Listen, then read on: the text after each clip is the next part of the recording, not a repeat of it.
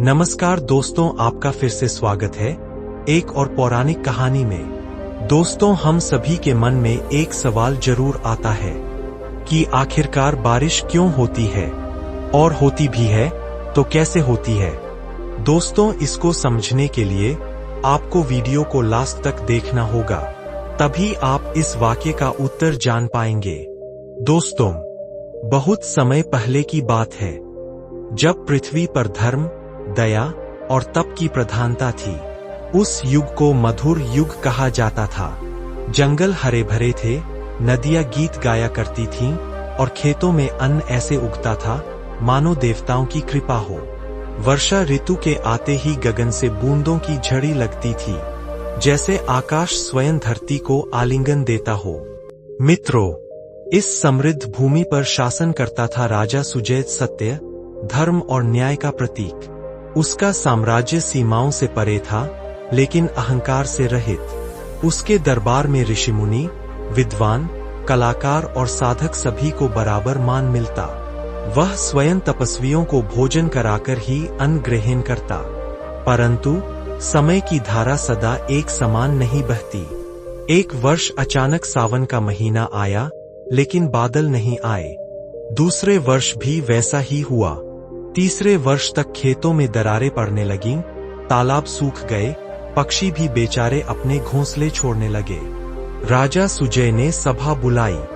हे ब्राह्मणों, ये अनर्थ क्यों है? मेरे राज्य में तो यज्ञ भी होते हैं, दान और सेवा कभी नहीं रुकती। फिर आकाश क्यों मौन हो गया है? तभी दरबार में प्रवेश किए एक वृद्ध सन्यासी। उन्होंने गेरुए वस्त्र, धूल से भरा चेहरा और आंखों में चेतावनी की चिंगारी। वह बोले, हे राजन, पृथ्वी की आत्मा कराह रही है। वर्षा केवल बादलों से नहीं आती, वह आती है जब मानव और प्रकृति के मध्य संबंध पवित्र हो। जब तक यह संतुलन टूटा रहेगा, वरुण देव मौन रहेंगे। राजा सुजय ने सिर झुकाया। अगले ही दिन से उन्होंने स्वयं नगर जाकर सेवा का कार्य शुरू कर दिया। परंतु आसमान अब भी शांत था। 5वां वर्ष आया। अब न पशु बचे थे, न अन्न, न जल। नगरों में हाहाकार था। माताएं अपने बच्चों को भूख से तड़पते देखतीं और वृद्धजन सूखी मिट्टी चाटते। हर कोई कहता, क्या इंद्रदेव रुष्ट है? क्या वरुण देव सो गए हैं? क्या ये प्रलय का आरंभ है? राजा सुजय अब अकेले जंगलों में घूमते, किसी तपस्वी से मार्गदर्शन पाने की आशा में। एक दिन एक गुफा के सामने उन्हें एक दिव्य तेजस्वी ऋषि मिले, जिनका नाम था ऋषि प्राणव। ऋषि प्राणव ने कहा, हे राजन, वर्षा की देवी वरिषा रुष्ट है। उनका हृदय केवल करुणा से पिघलता है, बल से नहीं। 7 वर्ष पहले तुम्हारे राज्य में एक हवन में एक बालिका की बलि दी गई थी। यह आपकी भूल थी और उसी दिन से वर्षा बंद हो गई। राजा सुजय का हृदय कांप उठा। परंतु मैंने तो किसी को नहीं मारा। ऋषि ने शांत स्वर में कहा, किंतु तुमने रोका भी नहीं था। अब केवल तप, त्याग और करुणा ही धरती पर वर्षा ला सकते हैं। उस रात राजा सुजय को एक स्वप्न आया, जिसमें एक स्त्री नीले वस्त्रों में आकाश में तैरती दिखी। उसकी आंखें नम थीं और वह बोली, मैं वरिषा हूं, मुझे वर्षा की देवी कहते हैं। मेरी बूंदें अब पाप से जलती है। जब कोई हृदय निष्कलुष होकर प्रेम में डूब जाएगा, तब मैं पुनः लौटूंगी। सुजय भयभीत होकर उठे और उसी क्षण उन्होंने संकल्प लिया, मैं स्वयं धरती पर तप करूंगा जब तक वरिषा की कृपा न हो। नगर में अब भील, वैश्य, ब्राह्मण, शूद्र सभी एक जैसे हो चुके थे। भूख ने हर भेद मिटा दिया था। कई लोग जंगलों में जाकर पत्थर खा रहे थे। कुएं अब कब्र बन चुके थे।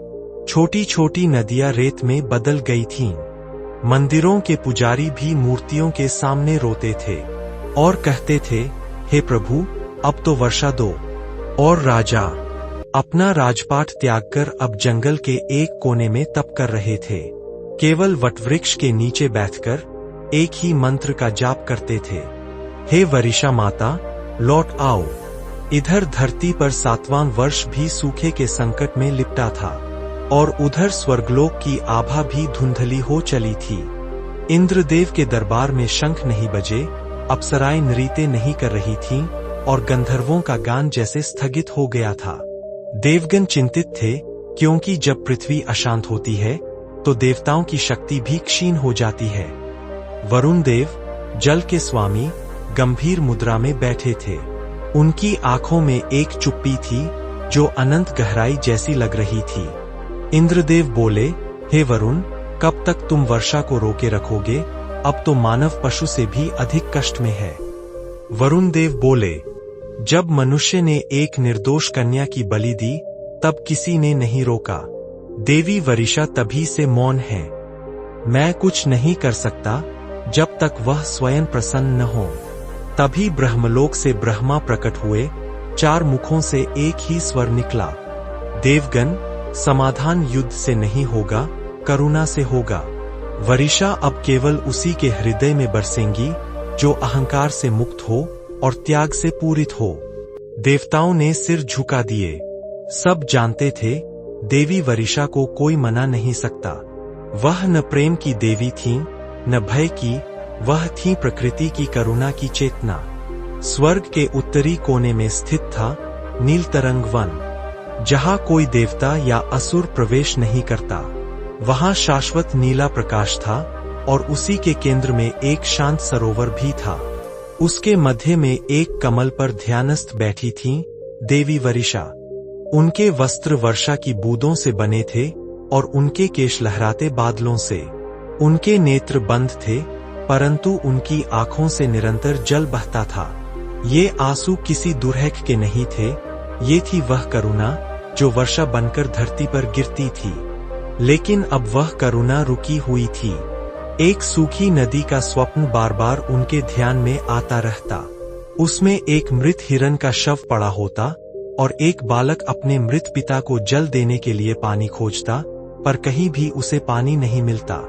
उनके भीतर विद्रोह उठता, पर वह स्थिर रहती। जब तक कोई हृदय मेरी पीड़ा को अपने भीतर न ले ले, मैं नहीं बरसूंगी, उन्होंने निश्चय कर लिया था। धरती पर राजा सुजय ने अब बोलना छोड़ दिया था। वह जंगल में एक शुष्क वटवृक्ष के नीचे बैठ जाते और नंगे बदन, बिना जलन के केवल एक मंत्र का जाप करते, वरिषाय नमः। 1 वर्ष बीत गया। उनका शरीर हड्डियों का ढांचा बन चुका था, पर चेहरा अभी भी शांत था। सर्प उनके पैरों के पास घूमते, चींटियां उनके शरीर पर चलती, पर उन्हें कोई विचलन नहीं होता। उस वन से गुजरने वाले पशु पक्षी अब उन्हें प्रणाम करके गुजरते। एक चिड़िया रोज उनके कंधे पर बैठती और अपना एक दाना उनके सामने रखती। राजा मुस्कुराते नहीं थे, पर वह चिड़िया उनकी तपस्या की एकमात्र गवाह बन चुकी थी। एक दिन वह चिड़िया देवी वरिषा के स्वप्न में आई। वह बोली, माता, वह मनुष्य अब पशु से भी अधिक शांत हो चुका है। वह अब वटवृक्ष है, जिसमें हम पक्षी भी शरण लेते हैं। क्या अब भी तुम मौन रहोगी? देवी वरिषा की आंखें खुल गईं। पहली बार हजारों वर्षों बाद उन्होंने धरती की ओर दृष्टि की। राजा सुजय के तप को देखकर उनकी आंखों में जल भर आया, लेकिन वह अब भी नहीं बरसीं। उन्होंने कहा, उसके तप में त्याग है, लेकिन दुर्हक केवल उसके पास नहीं। मुझे एक ऐसी आत्मा चाहिए जो केवल अपने लिए नहीं, दूसरों के लिए भी तप करे। इसी समय दक्षिण दिशा के वन में एक कन्या आहना भी तप कर रही थी। वह अनाथ थी, परंतु मन की साहसी। उसने देखा कि उसके गांव में बच्चे भूख से मर रहे हैं, जल के बिना लोग एक दूसरे की हत्या कर रहे हैं। उसने अपने गांव की सारी बची हुई जल की मटकी को एक गड्ढे में खाली कर दिया और वहां बैठ गई। हे वर्षा देवी, जब तक आप नहीं आएंगी, मैं न अन्न लूंगी न जल। अगर मेरी देह से बूंद न निकले तो मेरी आत्मा से करुणा निकले। कई ऋषियों ने उसे समझाया, कई तपस्वियों ने उसकी परीक्षा ली, परंतु वह अडिग रही। उसके शरीर पर घाव हो गए, होंठ सूख गए, पर उसके चेहरे पर मुस्कान थी। वह अपने हर श्वास में यह दोहराती, माता, वह मनुष्य अब पशु से भी अधिक शांत हो चुका है। वह अब वटवृक्ष है जिसमें हम पक्षी भी शरण लेते हैं। क्या अब भी तुम मौन रहोगी? देवी वरिषा की आंखें खुल गईं। पहली बार हजारों वर्षों बाद उन्होंने धरती की ओर दृष्टि की। राजा सुजय के तप को देखकर उनकी आंखों में जल भर आया, लेकिन वह अब भी नहीं बरसीं। उन्होंने कहा, उसके तप में त्याग है, लेकिन दुर्हक केवल उसके पास नहीं। मुझे एक ऐसी आत्मा चाहिए जो केवल अपने लिए नहीं, दूसरों के लिए भी तप करे। इसी समय दक्षिण दिशा के वन में एक कन्या आहना भी तप कर रही थी। वह अनाथ थी, परंतु मन की साहसी। उसने देखा कि उसके गांव में बच्चे भूख से मर रहे हैं, जल के बिना लोग एक दूसरे की हत्या कर रहे हैं। उसने अपने गांव की सारी बची हुई जल की मटकी को एक गड्ढे में खाली कर दिया और वहां बैठ गई। हे वर्षा देवी, जब तक आप नहीं आएंगी, मैं न अन्न लूंगी न जल। अगर मेरी देह से बूंद न निकले तो मेरी आत्मा से करुणा निकले। कई ऋषियों ने उसे समझाया, कई तपस्वियों ने उसकी परीक्षा ली, परंतु वह अडिग रही। उसके शरीर पर घाव हो गए, होंठ सूख गए, पर उसके चेहरे पर मुस्कान थी। वह अपने हर श्वास में यह दोहराती, मुझे नहीं चाहिए बारिश, मेरे गांव के बच्चों के लिए चाहिए। देवी वरिषा ने जब आहना को देखा तो उनकी आंखों से आंसू बरसने लगे। हर बूंद पृथ्वी पर गिरने को तैयार थी। सरोवर लहराने लगा, आकाश गूंज उठा।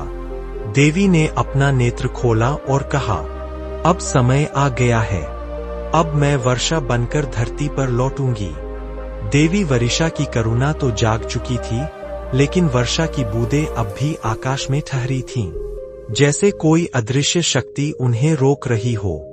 धरती की पुकार और स्वर्ग की मौन अनुमति के बीच एक पुल बनना बाकी था। यह पुल बनाना था ऋषि प्राणव को। ऋषि प्राणव, वो जो आकाश से संवाद करते थे। ऋषि प्राणव कोई साधारण सन्यासी नहीं थे। कहा जाता है कि वे आकाश से संवाद कर सकते थे और उनके मंत्रों में इतनी शक्ति थी कि जब वे बोलते तो आकाश झुक जाता था।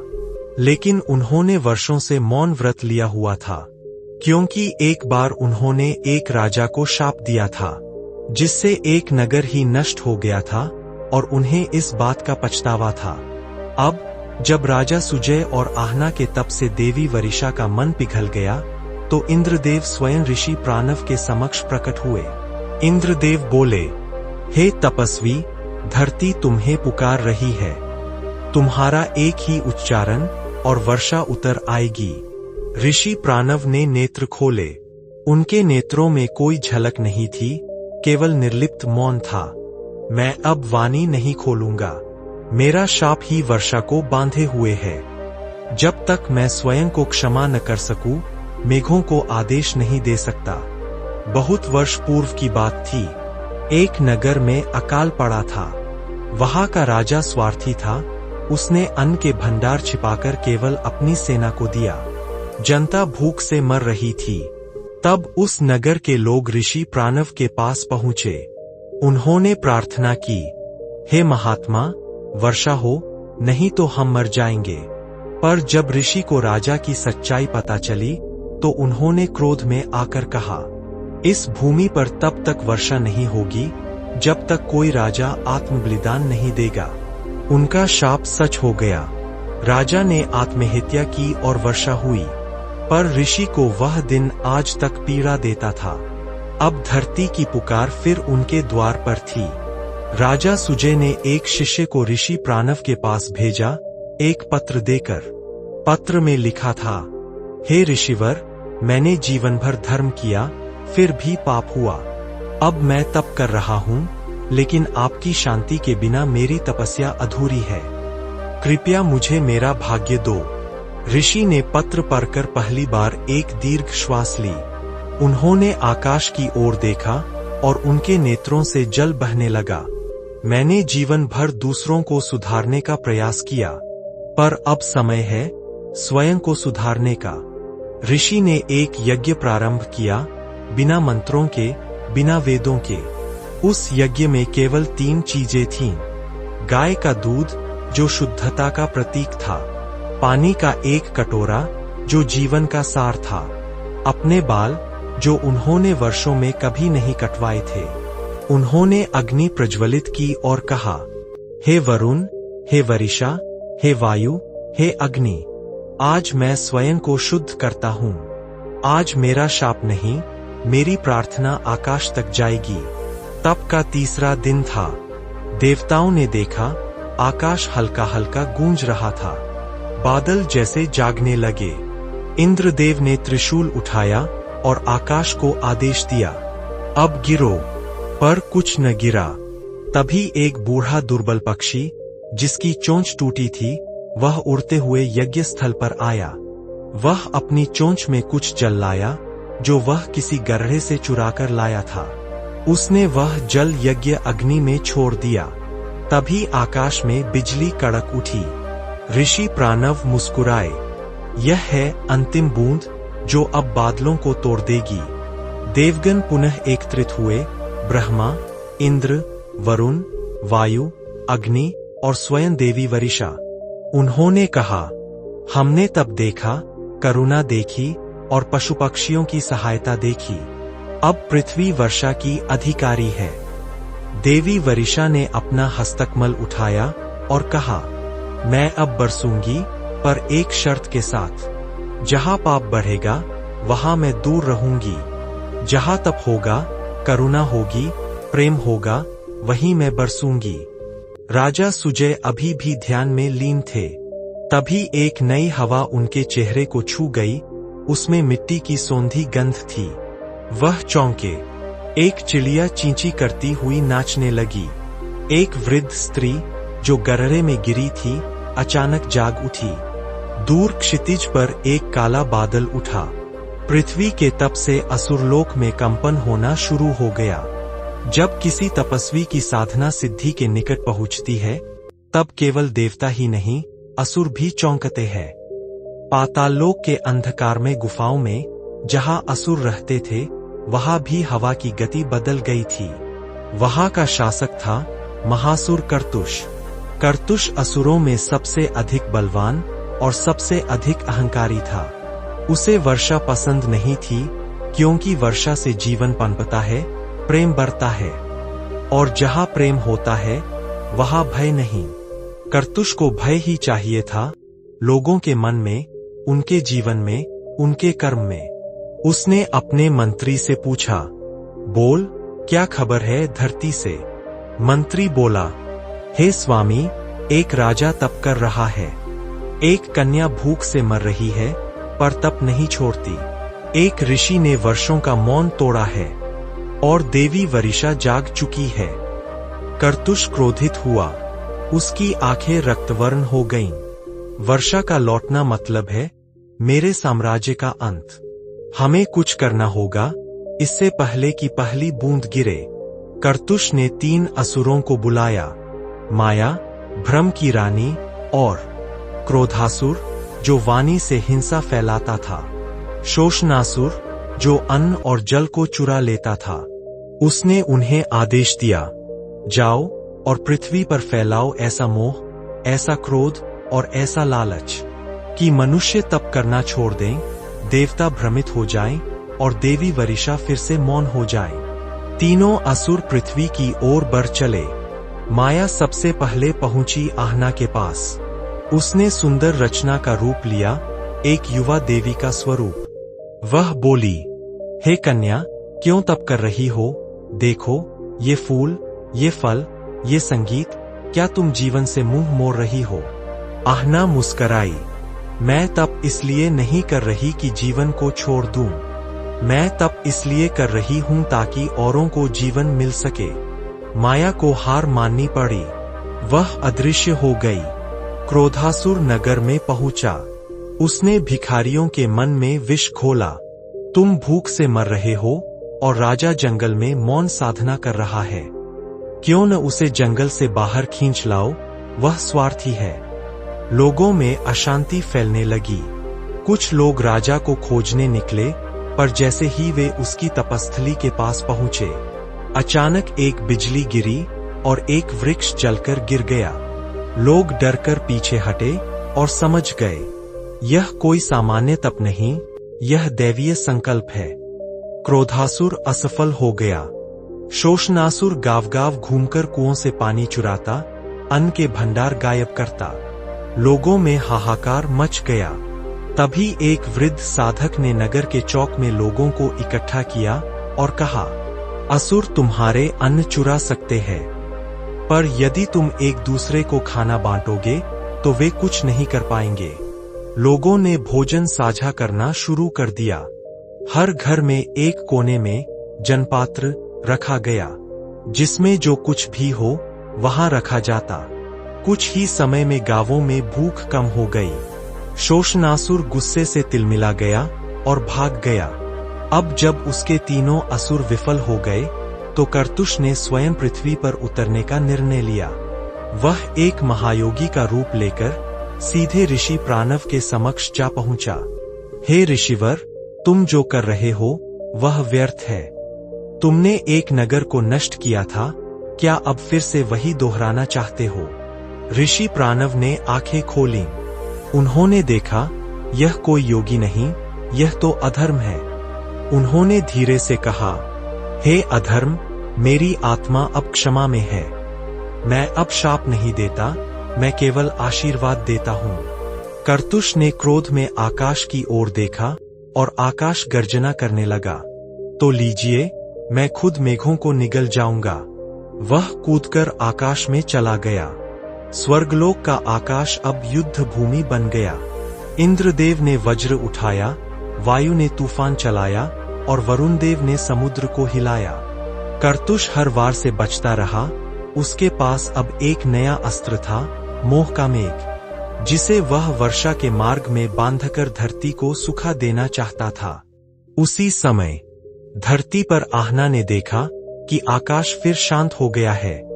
उसने हाथ जोड़कर नेत्र बंद किए और कहा, हे वर्षा माता, यदि मेरे प्राणों का कोई मूल्य है तो उन्हें ले लो, पर धरती को वर्षा दो। उसकी आंख से एक बूंद गिरी। वह बूंद सीधी आकाश की ओर गई और कर्तुष के मोह मेद को चीरती हुई निकल गई। कर्तुष की शक्ति टूट गई। वह आकाश से नीचे गिरा और पुनः पाताल चला गया। वर्षा की पहली बूंद गिरी सीधे ऋषि प्राणव की हथेली पर, फिर एक बूंद राजा सुजय की छाती पर, फिर आहना की मटकी में। फिर बूंदें थमने का नाम ही नहीं ले रही थीं। धरती पर पहली बार 7 वर्षों बाद वर्षा हुई और वह भी ऐसी की। हर जीव मुस्कुरा उठा, हर पैर नाच उठा, हर हृदय करुणा से भर उठा। धरती की प्यास गहरी होती जा रही थी।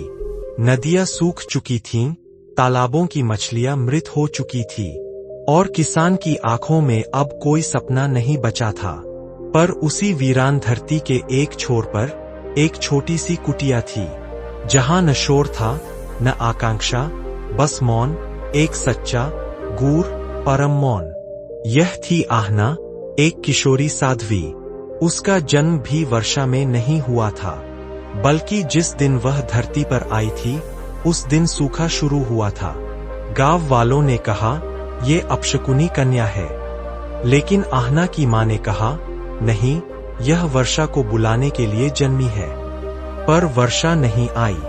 आहना की मां एक गहरी आस्था रखने वाली स्त्री थी।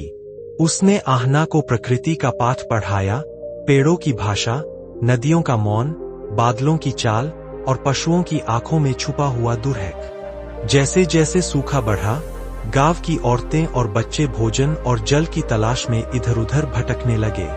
आहना की मां भी बीमार पड़ गई। एक दिन सूखी रोटी का अंतिम टुकड़ा जब मां ने आहना को दिया तो आहना ने थाली दूर रख दी और बोली, मां, जब तक आकाश से वर्षा की एक बूंद न गिरे मैं अन्न को ग्रहण नहीं करूंगी। मां की आंखें नम हो गईं, पर वह कुछ नहीं बोली। उस दिन से आहना ने अन्न त्याग दिया। वह जंगल के किनारे बैठ जाती, एक पुराने पीपल के नीचे। हर सुबह वह सूखे कूप की ओर जाती, अपने हाथ जोड़ती और कहती, हे धरती माता, मैं तेरी पुत्री हूँ। तू रो क्यों नहीं रही, तेरी आंखें सूख क्यों गईं? अगर तू रोएगी तो आकाश भी रोएगा। गांव के लोग हंसते, कुछ ताने मारते, वर्षा नहीं आएगी। अरे बच्ची, तू अपने आंसुओं से खेत सींचेगी क्या? पर आहना मौन थी। उसका मौन अब साधना बन चुका था। जैसे जैसे दिन बीतते गए, आहना का शरीर सूखता गया, लेकिन उसकी आंखें अब और भी गहरी और चमकदार हो गई थीं, जैसे उनमें कोई बादल उतर आया हो। एक रात एक हिरनी जो अपने शावक के साथ आहना के पास आती, उसने आहना के हाथ से थोड़ा पानी चाट लिया, वही बचा कुचा जल जो आहना पीती नहीं थी, बस एक पात्र में रख देती थी पशुओं के लिए। उस दिन आहना बोली, मैं केवल मानवों के लिए नहीं तप रही, इस धरती के प्रत्येक प्राणी के लिए तप कर रही हूँ। जब आकाश से पहली वर्षा की बूंद गिरेगी, वह केवल खेतों को नहीं, हृदयों को भी हरियाली देगी। इधर स्वर्ग में देवता चिंतित थे। वरुण देव अब मौन थे। इंद्र का रथ स्थिर खड़ा था। लेकिन एक दिन जब उन्होंने आहना को देखा, तप में लीन, आंखें बंद किए, बिना कुछ मांगे तप करते हुए, तो देवताओं की सभा में कुछ हिला। ब्रह्मा बोले, यह कन्या मांगती कुछ नहीं, देती सब कुछ है। यही तो सच्चा यज्ञ है। इसका हृदय आकाश तक पहुंच चुका है। इंद्र ने कहा, मैंने ऐसे तपस्वियों को देखा है जो आकाश को हिला देते हैं, पर इस कन्या ने तो मेरे हृदय को भी हिला दिया है। उस दिन पहली बार वर्षा की देवी वरिषा स्वर्ग से नीचे झांकी। उन्होंने आहना की आंखों को देखा, उनमें करुणा थी, क्रोध नहीं था। और वरिषा ने धीमे स्वर में कहा, जहां करुणा है वहीं मैं हूं। जब मनुष्य अपने दुर्हक को छोड़ दूसरे के दुर्हक में तपे, वहीं से मैं बहती हूं। अगली सुबह आहना की आंख से एक आंसू गिरा। वह आंसू कांच की तरह पारदर्शी था, लेकिन जब वह धरती से टकराया तो एक छोटी सी घास की कोंपल निकल आई। गांव वालों ने पहली बार देखा, सूखी जमीन पर हरियाली। और फिर एक और आंसू, फिर एक और आंसू। हर बार जब आहना की आंख से बूंद गिरती, धरती हंसने लगती, पक्षी गाने लगते और पशु दौड़ने लगते। पर यह तो बस शुरुआत थी। इंद्र ने रत्नजलित कमंडल में वर्षा भर दी, और वरुण देव ने कहा, अब वर्षा का अधिकार केवल आहना की करुणा से होगा। जितना प्रेम बहेगा, उतनी ही वर्षा होगी। और फिर पहली बूंद गिरी आकाश से। पश्चिम से बादल आए धीमे धीमे, फिर गरजे, फिर बिजली तड़पी, और फिर अनगिनत बूंदें बरसने लगी। गांव की सूखी छतों पर, तालाब के किनारों पर, पशुओं की पीठ पर, आहना के गालों पर वर्षा ने अपना जीवन बिखेर दिया। लोग रोए, लेकिन इस बार ये आंसू दुर्हक के नहीं थे। ये उस पल की करुणा थी जो वर्षों से भीतर घुमर रही थी। गांव के लोग दौड़े, आहना को उठाया, पर वह बोल नहीं रही थी। उसकी आंखें बंद थीं, शरीर स्थिर हो गया था, लेकिन उसके चेहरे पर मुस्कान थी। किंवदंती बनी कि आहना का शरीर उसी पीपल में समा गया, और हर बार जब सूखा आता है, वह पीपल फिर हरा भरा हो उठता है, क्योंकि आहना की आत्मा उसमें बसती है। हर वर्ष जब पहली वर्षा गिरती है, गांव की स्त्रियां कहती है, आहना फिर से रोई, अब धरती मुस्कुराएगी।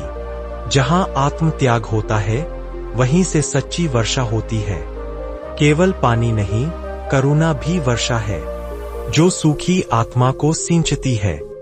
तप से और बल से नहीं, बादल प्रेम की पुकार से ही झुकते हैं। देवलोक में एक महती सभा बुलाई गई। ब्रह्मा, विष्णु, महेश, इंद्रदेव, वरुण देव, चंद्रमा, वायु और अग्निदेव सभी उपस्थित थे। सभा की अध्यक्षता स्वयं ब्रह्मा कर रहे थे। विषय एक ही था, पृथ्वी पर जल का संकट। ब्रह्मा ने गंभीर वाणी में कहा, जब पृथ्वी पर करुणा मर जाए, जब मानव केवल भोग में डूब जाए, तब प्रकृति अपनी शक्ति छीन लेती है। परंतु अब वहां एक साध्वी, आहना, अपनी आत्मा जल बनाकर पृथ्वी को सींचने की चेष्टा कर रही है। क्या हम चुप बैठें? इंद्रदेव बोले, मैंने तो वर्षा के घड़े से अपना हाथ खींच लिया था, क्योंकि पृथ्वीवासियों ने तप, यज्ञ और देवभक्ति का त्याग कर दिया था। लेकिन अब कुछ बदला है। ऋषि प्राणव का तप तेजस्वी हो उठा है। आहना की आंखों से गिरा हर आंसू बादलों को खींच रहा है। शायद समय आ गया है। वरुण देव ने सहमति में सिर हिलाया। मुझे भी समुद्र में अशांति का अनुभव हो रहा है।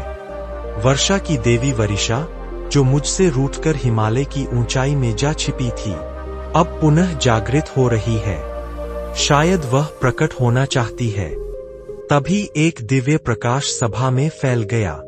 भगवान विष्णु ने मुस्कुराते हुए कहा, बुद्ध आ रहे हैं। बुद्ध की छवि धुएं के समान धवल थी। उनके पैरों के स्पर्श से स्वर्ग के कमल स्वयं खिल उठे। उन्होंने सभी देवों को देखा और शांत वाणी में कहा, हे देवों, तुम पृथ्वी की चिंता कर रहे हो। अच्छा है, पर जानो, जब तक मनुष्य के हृदय में परिवर्तन नहीं आता, तब तक यह समस्या बनी रहेगी। आहना और प्राणव अकेले पृथ्वी को नहीं बचा सकते। जब राजा, प्रजा, ऋषि, गृहस्थ सभी अपने स्वार्थ से ऊपर उठेंगे, तभी वर्षा स्थायी होगी। इंद्रदेव ने पूछा, तो क्या हमें कुछ नहीं करना चाहिए? बुद्ध ने उत्तर दिया, कर्म करो, परंतु अहंकार से नहीं। सहायता करो, परंतु स्वर्ग की आशा में नहीं।